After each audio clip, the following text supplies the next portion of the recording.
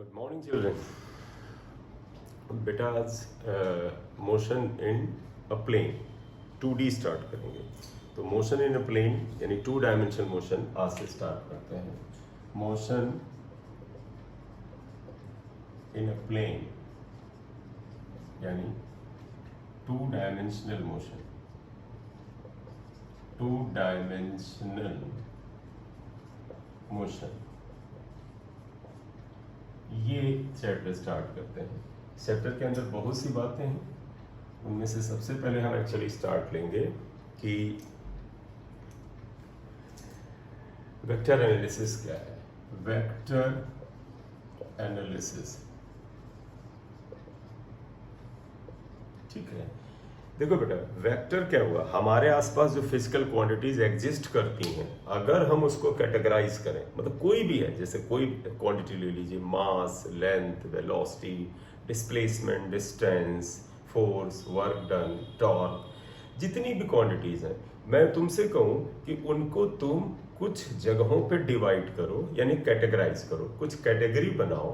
और तुम कहोगे सर आधार क्या होगा? उसका आधार ये होगा कि जिन क्वांटिटीज के पास डायरेक्शन हो उनको अलग रखो, और जिनके पास डायरेक्शन नहीं होती उनको अलग रखो। तो on the basis of direction and magnitude if we categorise physical quantities, तो इसकी 3 कैटेगरी आती हैं। तो on the basis of magnitude, magnitude का मतलब बेटा जो उसकी न्यूमेरिकल वैल्यू होती है, जैसे 10 न्यूटन का फोर्स है तो 10 मैग्नीट्यूड हुआ, न्यूटन यूनिट हुई। और अगर मैं कहूं ये फोर्स नीचे की तरफ लग रहा तो नीचे क्या हुआ? डायरेक्शन हुआ।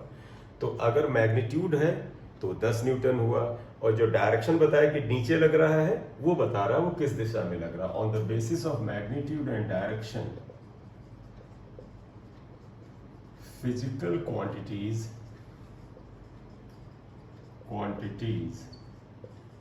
can be categorized in 3 categories। 3 categories में आप कैटेगराइज कर सकते हैं। नंबर 1 है scalar quantity, scalar quantities. Number 2 है वेक्टर क्वांटिटीज, और नंबर 3 है टेंसर क्वांटिटीज। 3 कैटेगरी है इसकी। तो सबसे पहले हम बात करेंगे स्केलर क्वांटिटी। स्केलर क्वांटिटीज, बेटा आप जानते हैं ये वो फिजिकल क्वांटिटीज होती हैं जिनमें सिर्फ डेफिनेट मैग्नीट्यूड होता है, यानी डिफाइंड एंड डेफिनेट मैग्नीट्यूड होता है, लेकिन इनकी कोई डिफाइंड या डेफिनेट डायरेक्शन नहीं होती है। क्वांटिटीज हैविंग डेफिनेट मैग्नीट्यूड, मतलब इनका मैग्नीट्यूड न्यूमेरिकल वैल्यू डेफिनेट होती है, but no defined direction, no defined direction, इनकी कोई निश्चित डायरेक्शन नहीं है, डिफाइंड निश्चित डायरेक्शन नहीं है, यानी डायरेक्शन। तो quantities having definite magnitude but no defined direction are called scalar quantities. Scalar quantities, इन्हें हम स्केलर क्वांटिटीज कहते हैं। तो आप ध्यान रखना, जिनमें डेफिनेट मैग्नीट्यूड होता हो लेकिन डायरेक्शन ना होता हो उन्हें हम स्केलर कहते हैं। एग्जाम्पल कुछ भी ऐसा लिख लो जिसमें डायरेक्शन ना हो। आप लिख लीजिएगा मास, आप लिख लीजिएगा टाइम, आप लिख लीजिएगा डिस्टेंस, आप जानते हैं स्पीड एक्सेट्रा, ये स्केलर क्वांटिटीज आती हैं। आपने छोटी क्लास में पढ़ा है कि स्केलर वेक्टर पे। अब वेक्टर पे आते हैं। वेक्टर क्वांटिटीज क्या होता है? वेक्टर क्वांटिटीज क्या है? देखो बेटा, इनमें क्या था? Having definite magnitude, no definite direction. These quantities have definite magnitude as well as definite direction. Quantities have definite magnitude as well as direction, as well as definite direction are called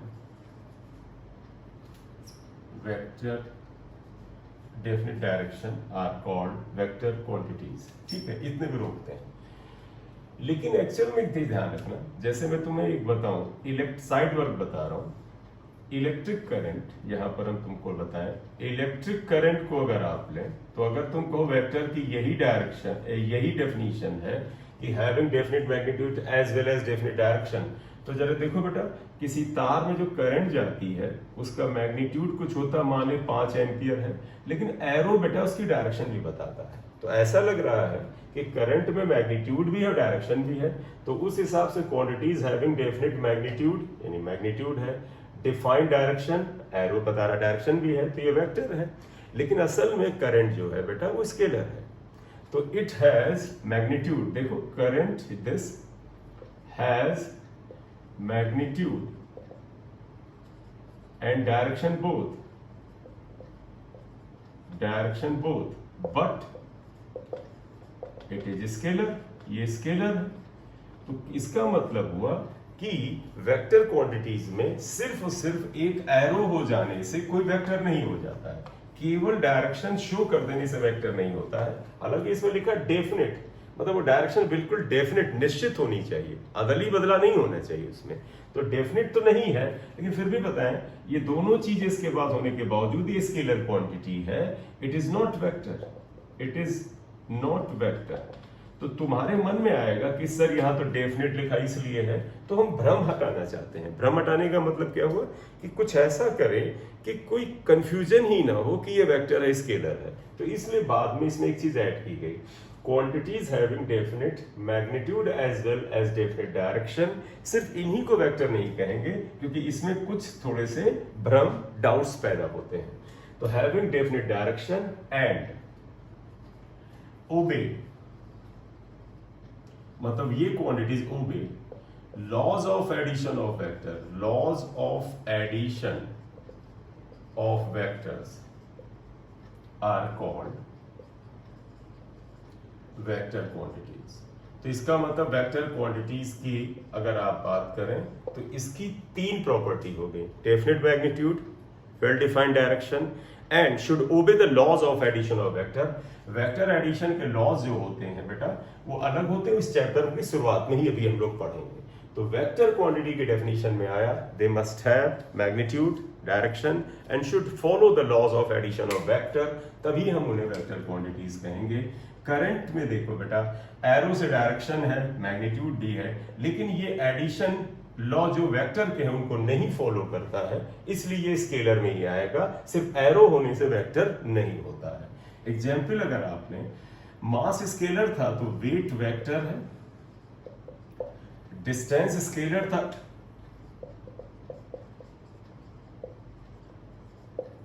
okay, quantity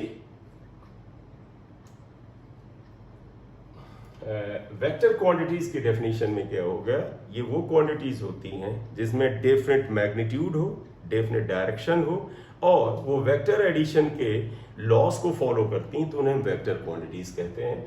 केवल arrow से direction का decision नहीं होगा, जैसे कि electric current जो है उसमें मैग्नीट्यूड है और एरो है, लेकिन ये स्केलर है, ये वेक्टर नहीं है। तो इसीलिए एडिशन का जो वेक्टर का लॉ ऑफ एडिशन है उसको फॉलो करना इंपॉर्टेंट है।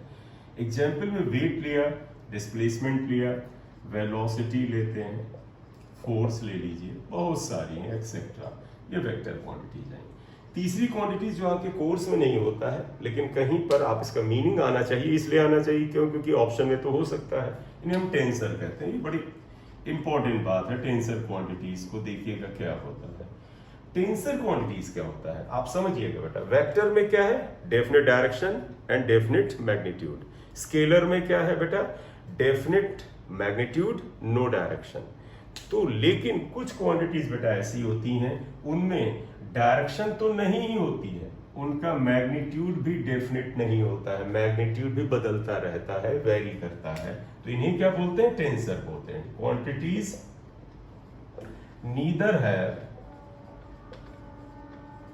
देखो quantities neither have definite magnitude, magnitude को आप क्या कहते हैं, मान, उसकी numerical value, and definite direction, definite direction. तो आप देखिएगा quantities neither have definite magnitude nor definite direction, nor definite direction, बेटा ध्यान दो, ना डायरेक्शन है ना मैग्नीट्यूड डेफिनिट है, are called tensor quantities, tensor quantities, इन्हें हम टेंसर क्वांटिटीज कहते हैं। इसका बेस्ट एग्जाम्पल आपका होगा moment of inertia, moment of inertia,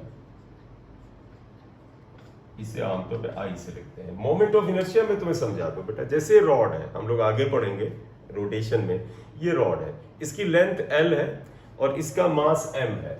तो आप समझिएगा अगर एक रॉड, हजारों एग्जाम्पल है, 50 एग्जाम्पल है, लेकिन हम एक तुम्हें सिंपल एग्जाम्पल समझा रहे हैं। तो जैसे मोमेंट ऑफ इनर्शिया कैसे टेंसर है ये हम बता रहे हैं। जैसे एक रॉड है बेटा, आप देखिए इस रॉड की लंबाई L के बराबर, मास m के बराबर है।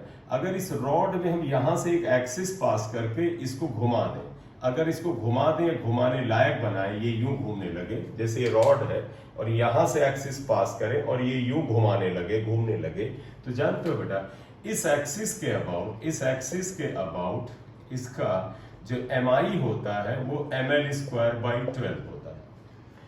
लेकिन अगर एक्सिस आप यहां से पास कर दो, मान लें एक्सिस ये आ जाए, ये एक्सिस अगर आ जाता है तो इसके अबाउट जो mi होता है वो बदल करके ml²/3 हो जाता है। मतलब ये रॉड है बेटा, इसका मास m है, लेंथ l है, अगर एक्सिस जिसके अबाउट ये घूम सकती है वो यहां से पास हो तो mi ml²/12 है, लेकिन एक्सिस अगर यहां से पास हो तो अगर घूमती है तो इसका mi ml²/3 है।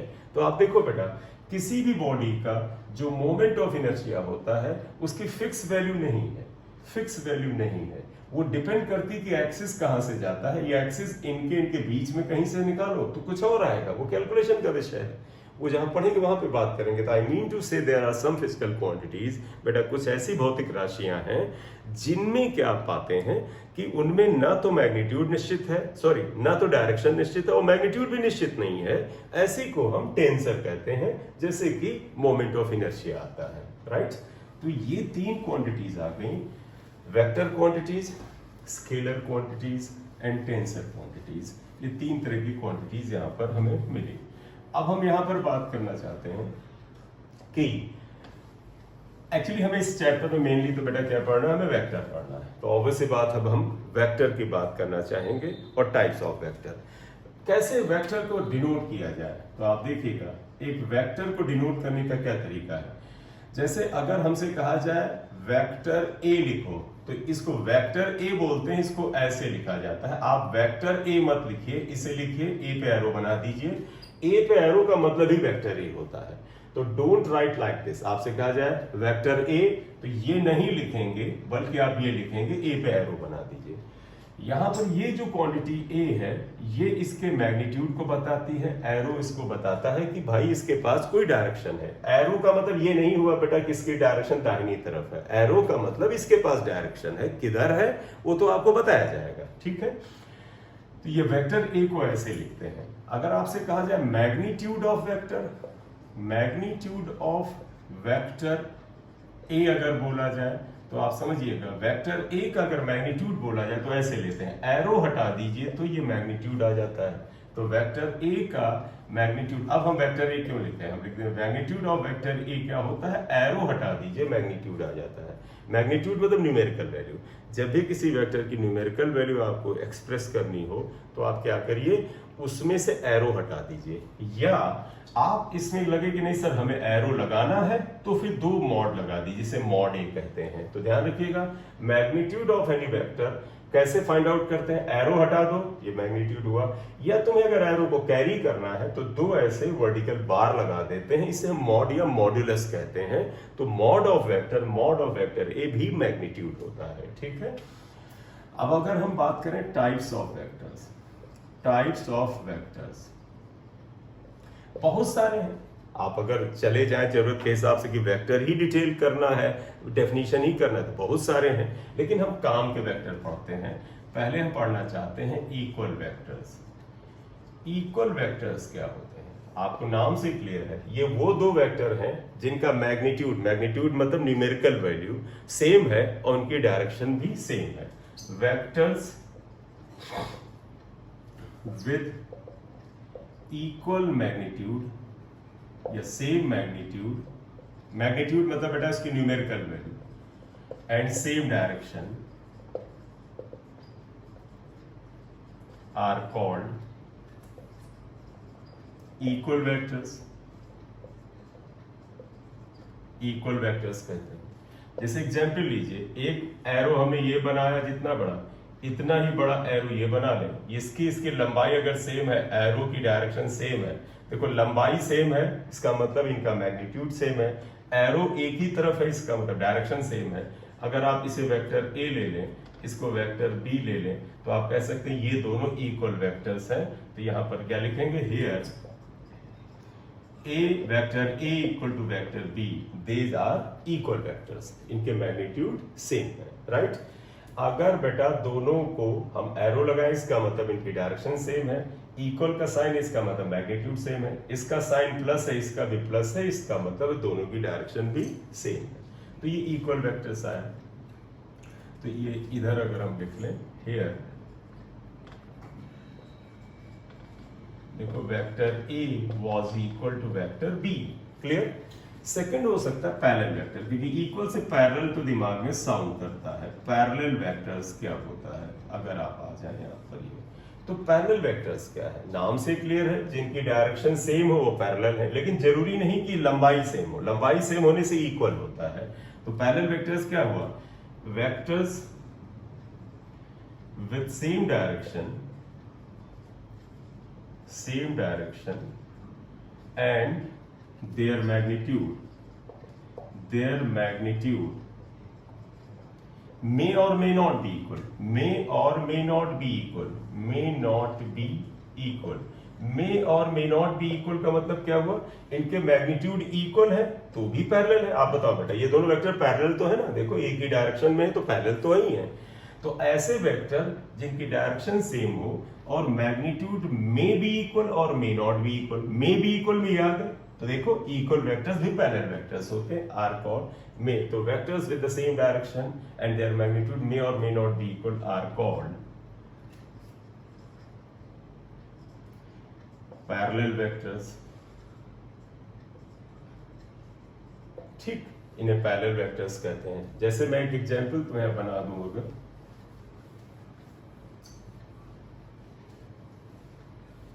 अगर हम एग्जाम्पल यहां बना, आप देखिएगा, अगर आप एग्जाम्पल बनाते हैं तो आप क्या बना सकते हैं? आप कह सकते हैं सर ये दो वेक्टर ले लीजिए, इनकी लंबाई अगर हम सेम ना लें, आप देखो बस डायरेक्शन सेम ले लेते हैं, ये एक वेक्टर ले लिया, देखो इनकी डायरेक्शन सेम ले लेते हैं, लंबाई में अंतर कर देते हैं, यह वेक्टर बी है या वेक्टर ए है, मान ले ए की तुलना में ये दुगना है, तो यहां तुम क्या पाओगे कि वेक्टर बी जो है इट इज 2 टाइम्स ऑफ ए, ये।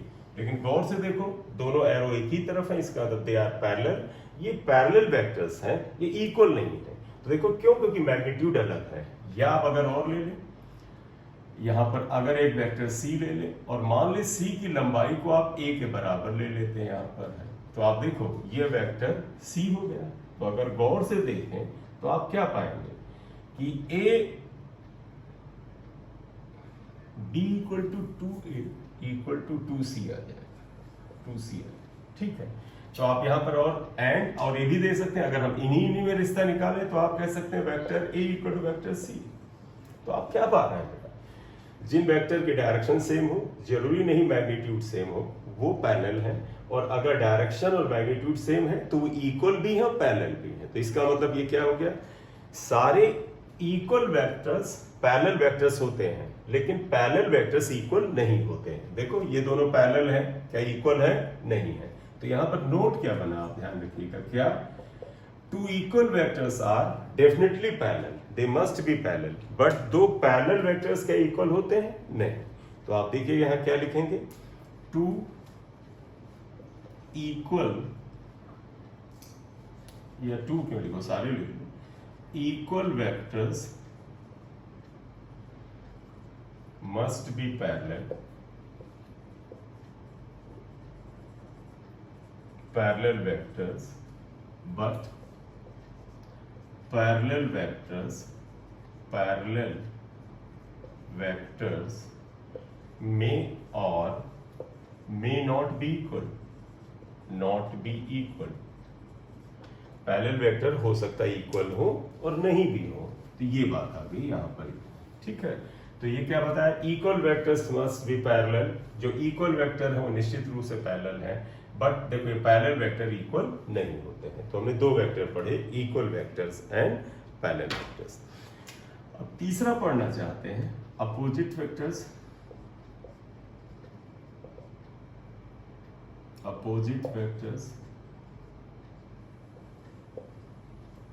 अपोजिट वेक्टर्स क्या होते हैं, जिनकी डायरेक्शन अपोजिट हो। जैसे ये वेक्टर ए है और ये वेक्टर बी है, दोनों का मैग्नीट्यूड सेम है, तो आप कह सकते हो वेक्टर बी नीचे, देखो इसका एरो ये लेना, ये एरो नहीं दिखाता, ये तो सिर्फ बताता है कि इसके पास डायरेक्शन है।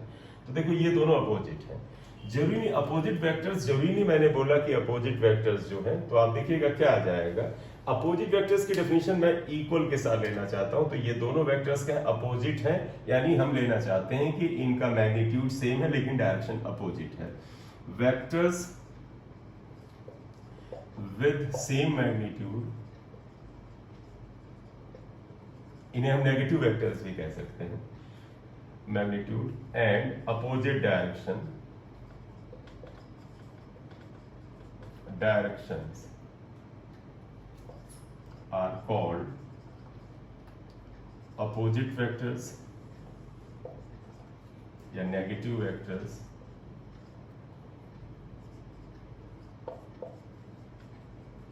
ठीक, यहां पे देखो एग्जाम्पल में आप क्या पाएंगे कि ये एग्जाम्पल में अगर आप देखें ए, तो अगर यहीं पे लिख दें एग्जाम्पल, तो आप क्या लिख सकते हैं कि वेक्टर ए और बी का मैग्नीट्यूड सेम है लेकिन डायरेक्शन अपोजिट है। क्लियर, तो ये अपोजिट वेक्टर्स आ गए। क्लियर, तो इक्वल वेक्टर्स, नेगेटिव यानी अपोजिट वेक्टर्स। अब तुम कहोगे नहीं सर अपोजिट वेक्टर तो साउंड करता है कि जैसे ये डायरेक्शन में अपोजिट है, मैग्नीट्यूड में भी ना सेम हो, तो उन्हें हम एंटी पैरेलल वेक्टर्स कह लेते हैं। जरा इसके अंदर ये पार्ट कर लेते हैं, anti parallel vectors. Anti parallel मतलब हुआ वेक्टर्स, जैसे एक ए वेक्टर ये है और ये दोनों एक दूसरे के पैरेलल है लेकिन मैग्नीट्यूड में अलग है। देखो एंटी पैरेलल है या, तो इसका मतलब क्या हुआ, vectors with opposite direction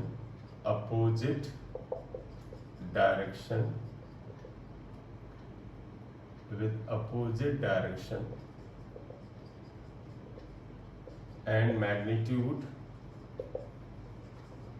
may or may not be equal,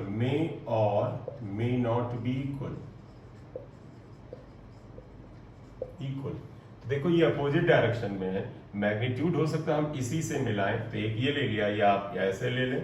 आप कहोगे कि सर ये वेक्टर ए ले लिया और हमने ये वेक्टर बी ले लिया, अपोजिट है, यानी ये जो अपोजिट वेक्टर्स थे ये भी एंटी पैरेलल में आ गए, तो दोनों डायरेक्शन होगी। देखो विद अपोजिट डायरेक्शन ये हमने लिखा, मैग्नीट्यूड मे और मे नॉट बी इक्वल, तो अगर आप देखें यहाँ इक्वल है यहाँ नहीं भी इक्वल है, तो इन्हें अपोजिट वेक्टर्स कहते हैं। राइट, तो आप यहाँ पे पाएंगे एग्जाम्पल अगर आप लें तो आप पहले वाले में ले लीजिएगा। ऐसा करते हैं, बदल लेते हैं जिससे कि दो हमें न लिखना पड़े, इसे सी लिख लो, इसे डी ले लो। ठीक है, तो आप क्या लिख सकते हैं, हियर आप देखिएगा इन फिगर, जो फिगर में हमने लिया है, तो तुम क्या कहोगे कि B इज इक्वल टू, देखो B A से जो है वो कुछ बड़ा कुछ होगा, आप चाहे तो K को कांस्टेंट लिख लीजिएगा, K A, आप जहां K की वैल्यू क्या लिखोगे, जैसे मान लीजिए 1.5 गुना बड़ा है तो 1.5 हो गया है, जहां K is a positive constant, यहां माइनस लगा दीजिए। माइनस का मतलब क्या हुआ, B जो है A के अपोजिट है और A से कुछ गुना बड़ा है, ठीक है, ये बड़ा है, ठीक। एंड यहां पे लिखें C equal to minus D है, क्यों, देखो C और D का मैग्नीट्यूड सेम है लेकिन डायरेक्शन अपोजिट है, इसलिए अपोजिट वेक्टर्स आ गए। क्लियर, तो ये आ गया। एंटी पैरेलल भी हो गए, अपोजिट भी हो गए, मिक्स हैं, बड़े नजदीक हैं, थोड़ा सा स्लाइट अंतर होता है जैसे इक्वल एंड पैरेलल वेक्टर्स में, वैसे भी हमें इसमें ज्यादा इंटरेस्ट नहीं है। नेक्स्ट वेक्टर जो लेते हैं उसे नल और जीरो वेक्टर ले रहे हैं। जीरो वेक्टर, नल वेक्टर और जीरो वेक्टर। तो आप समझिएगा बेटा, नल वेक्टर क्या है, जीरो वेक्टर क्या है, जिसका मैग्नीट्यूड जीरो हो। लेकिन आप बताइए जीरो की कोई डायरेक्शन ही नहीं होती। जैसे मैं कहूं मैं इस दीवार पे मैं फोर्स ना लगा रहा हूं, लेकिन मैं तुमसे कहूं मैं इस दीवार पे जीरो फोर्स लगा रहा हूं, जीरो का मतलब नहीं लगा रहा हूं, तो तुम कहोगे सर इसकी डायरेक्शन, यार जब मैं लगा ही नहीं रहा हूं तो डायरेक्शन कैसे। क्लियर। तो नल वेक्टर क्या है, its magnitude is zero and it doesn't have specific direction. जब कोई चीज जीरो है, काम ही नहीं कर रही है, तो उसकी डायरेक्शन कैसी। तो उसका तो मैं कहूं कि मैं ऐसे ही खड़ा हूं, मैं दीवार में फोर्स नहीं लगा रहा हूं, तुमको सर आप फोर्स नहीं लगा रहे, मैं कहूंगा नहीं मैं जीरो फोर्स लगा रहा हूं, तो तुम कहोगे सर अगर फोर्स लगा रहे हैं और आप जीरो बता रहे हैं तो फोर्स तो वेक्टर है, तो डायरेक्शन क्या है, तो मैं कहूंगा जीरो लगा रहा हूं ना, तो इसकी डायरेक्शन क्या होगी। तो याद रखिए नल वेक्टर वो वेक्टर होता है जिसका मैग्नीट्यूड जीरो होता है और इसकी कोई स्पेसिफिक डायरेक्शन नहीं होती है। वेक्टर या whose magnitude is zero, whose magnitude is zero, देखो बेटा, whose magnitude is zero and does not have a specific direction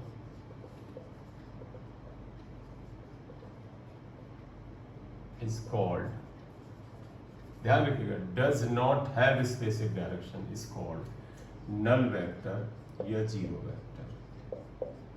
इसे नल वेक्टर या जीरो वेक्टर कहते हैं।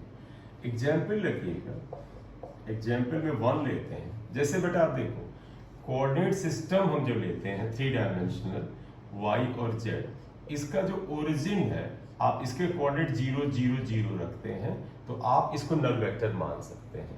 तो आप क्या लिख सकते हैं, ओरिजिन ऑफ, क्योंकि हम सारी चीजें यहीं से काउंट करते हैं, तो स्टार्टिंग लेते हैं यहां से, origin of 3 dimensional coordinate system, coordinate system. या दूसरा एग्जाम्पल अगर आप लेना चाहें तो ये लिख सकते हैं, देखो बेटा vector A minus vector B is a null vector. Null vector का बेटा सिंबल है, जीरो के ऊपर एरो लगा दीजिए, नल वेक्टर है। इज ए नल वेक्टर कब, if vector A equal to vector B.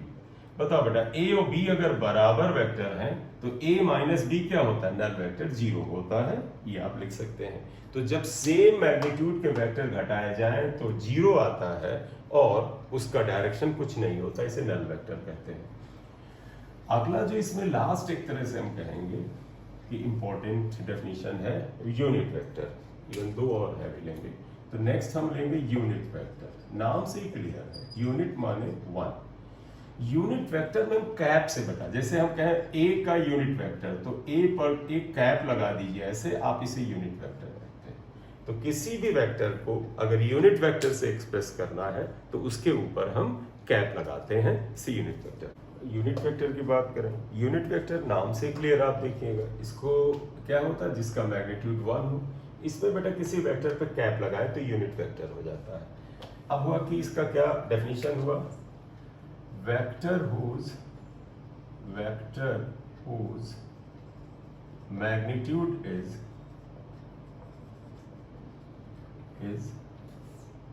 1 and it has specific direction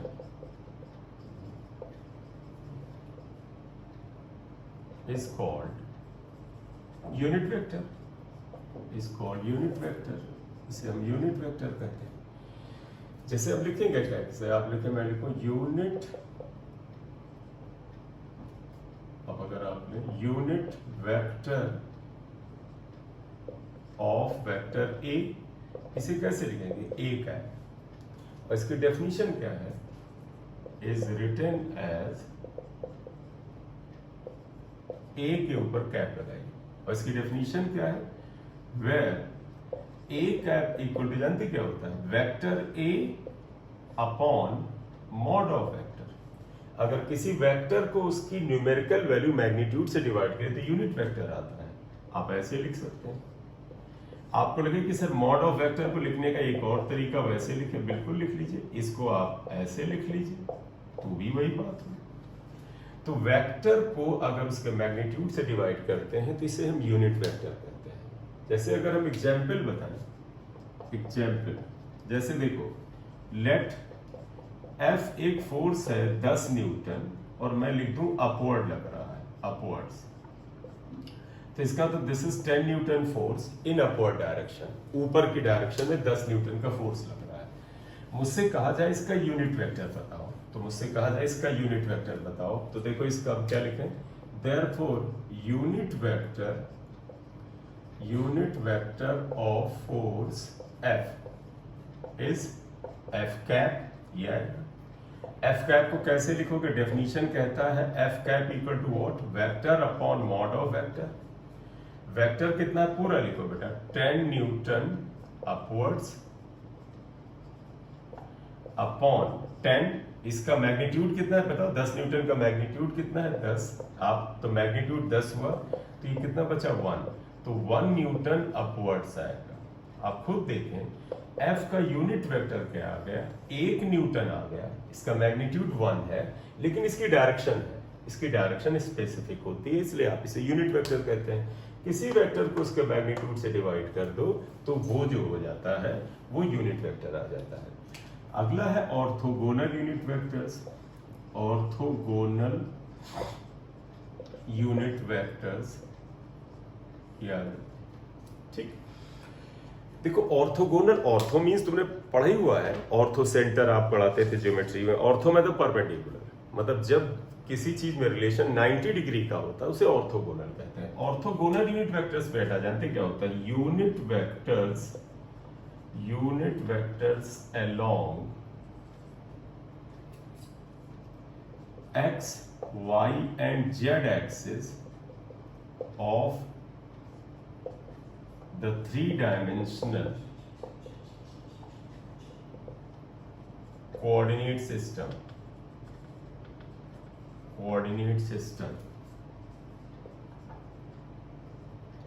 are called orthogonal unit vectors। ठीक, तो ऑर्थोगोनल यूनिट वेक्टर्स का unit vectors along x axis, y axis and z axis of 3 dimensional coordinate system orthogonal unit vectors कहते हैं। इन्हें denote कैसे करते हैं, denoted by i cap, j cap and k cap, हम ऐसे डिनोट करते हैं। ये इनको रिप्रेजेंट करने का तरीका है। अब अगर हम इसमें जाएं तो आप जरा ध्यान दीजिएगा, अगर i कैप, j कैप और k कैप है तो इससे अगर हम यहाँ डायग्राम बना लें, आप कहोगे सर ये x एक्सिस है, ये y एक्सिस है और आपको पता है ये z एक्सिस है। आप देखिए z एक्सिस है, इसमें अगर आप देखिएगा x एक्सिस के अलोंग जो यूनिट वेक्टर होगा उसे हम i कैप से डिनोट करेंगे, y एक्सिस के अलोंग जो यूनिट वेक्टर होगा उसे हम j कैप से डिनोट करेंगे और z एक्सिस के अलोंग को हम k कैप से डिनोट करेंगे। तो ये i, j, k के कैप जो है इन्हें ऑर्थोगोनल यूनिट वेक्टर्स कहते हैं। ऑर्थो क्योंकि ये परपेंडिकुलर है, देखो ये सब परपेंडिकुलर है, z एक्सिस आपको पता ऐसे होता है, तो ये आ गया। एक लास्ट वेक्टर और पढ़ लेते हैं, कोप्लैनर वेक्टर्स।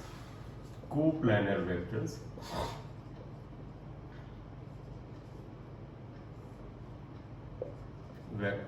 अगर आप नाम से क्लियर है, वो वेक्टर जो एक ही प्लेन में हो। तो ध्यान रखना, दो वेक्टर तो हमेशा एक ही प्लेन में होते हैं। तो पहला तो आप इसमें एक नोट में लिखिएगा क्या, टू वेक्टर्स, या चलिए बाद में से लिखते हैं। कोप्लैनर पे क्या देखो, if three or more vectors are in the same plane, then they are called coplanar vectors। हम उन्हें कोप्लैनर वेक्टर्स कहते हैं। तीन या तीन से ज्यादा वेक्टर अगर एक ही प्लेन में हो, जैसे मैं तुमसे ले लूं एक वेक्टर एक है, एक वेक्टर बी है, और मैंने कह दिया एक वेक्टर सी है, एक वेक्टर मैंने ले लिया डी है, और ये सब के सब इसी व्हाइट बोर्ड में है बेटा, इसी व्हाइट बोर्ड में जैसे तुम्हें दिख रहे हैं। तो देखो ये व्हाइट बोर्ड एक प्लेन है, अगर ये तीन से ज्यादा वेक्टर या तीन वेक्टर एक ही प्लेन में है तो इन्हें कोप्लानर करेंगे। Example, if vector A B C कम से कम तीन होने चाहिए, चार पांच तो चल सकता है, and D are in the plane of white board, ये जो व्हाइट बोर्ड हमने लिया है इसके प्लेन में है, इसी व्हाइट बोर्ड में है, then they are coplanar, they are coplanar, right. दो वेक्टर हमेशा एक ही प्लेन में होते हैं, जरा ध्यान दीजिएगा, एक नोट लिखें जो शुरू में लिखने की कोशिश कर रहे थे, यहां लिखें। देखो, two vectors are always coplanar. दो वेक्टर तो कोप्लानर होते ही, उनमें लेके डाउट नहीं होना चाहिए। मतलब समझिएगा, जैसे मैं दो वेक्टर बना दूं, मैंने एक वेक्टर ये बना दिया ए और एक वेक्टर ये बना दिया बी, तो ये तो बेटा देखो दोनों इसी व्हाइट बोर्ड में है ही। अब आपको लगे कि नहीं सर, आप मान लीजिए एक वेक्टर, अगर आपको लगे सर ये ए इधर बना दीजिए और बी अगर आप इधर बना दीजिए, तो चलो आप ऐसा करो, यहां पर अगर बी को इसमें आप बना देते हैं तो आप देखो मैं हाथ को अपने ले लेता हूं, आप कहोगे सर ए इधर हो गया और बी इधर हो गया, तो आप देखो ये दोनों वेक्टर किसमें हो गए, ये आप देखो ये प्लेन इधर आ गया, चलो मैंने ऐसे कर लिया, ये ज्यादा बेटर होगा। तुम कहोगे सर ए इधर हुआ, तो देखो ए मैंने इधर खींच दिया इस एक्स एक्सिस पर, बी को बाहर खींच दिया, ये आया। तो आपने क्या किया, ए इधर है और बी इधर है, इस वेक्टर को मैंने अपने हाथ पे देखो ये बना दिया, ये ए हो गया, और ये जो वेक्टर बी ले रहे थे वो हमने ये बनाया। अब हाथ हमारा ऐसे आ गया, तो देखो ये हाथ है तो एक प्लेन ही, जैसे ये बोर्ड है, तो ए इधर हो गया था, मैंने ये कर दिया, बी इधर आ गया, तो ये भी कोप्लानर है। तो कहने का मतलब दो वेक्टर तो किसी न किसी सिंगल प्लेन में होते हैं, तो ध्यान रखिएगा two vectors are always coplanar, वो हमेशा कोप्लानर होते हैं, ठीक है। ये आ गया, तो ये टाइप्स ऑफ वेक्टर्स आ गए। अब अगला जो लेक्चर होगा उसमें हम बेटा क्या करेंगे, addition of vectors and subtraction of vector लेके चलेंगे।